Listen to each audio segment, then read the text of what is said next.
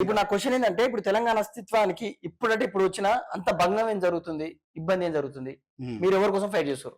బాగుంది అన్న తెలంగాణ అస్తిత్వానికి భంగం జరగట్లేదు మీరు అంటున్నారా? ఏం జరుగుతుంది అని చెప్పంటున్నా. ఏం జరుగుతుంది మీకు చాలా తెలీదా? ఓకే.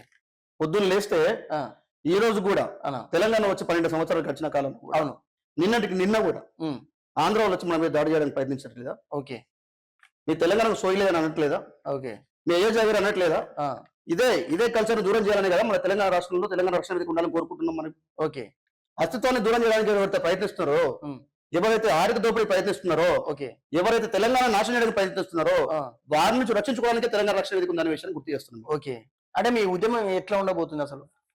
ఉద్యమం తీరుతెన్నుల గురించి ప్రవర్తిస్తే అంటే మనం మాట్లాడుకుంటే తెలంగాణ రక్షణ వేదిక అనేది తెలంగాణ రాష్ట్రానికి ఏదైతే విపత్తు సంభవిస్తుందో, తెలంగాణ ప్రజలకు ఏదైతే ద్రోహం తలపెట్టాలని చూస్తున్నారో వారిని పూర్తి స్థాయిలో రక్షించే వేదికనే తెలంగాణ రక్షణ వేదిక. ఓకే. తెలంగాణ అస్తిత్వం అన్నప్పుడు అస్తిత్వం అంటే ఆత్మ, ఓకే, వనరులు, ఓకే, ఆర్థిక దోపిడీ నుంచి విముక్తి, ఓకే, తెలంగాణ ప్రజలకు గౌరవం, ఆ గౌరవాన్ని రక్షించేదే తెలంగాణ రక్షణ వేదిక. ఓకే.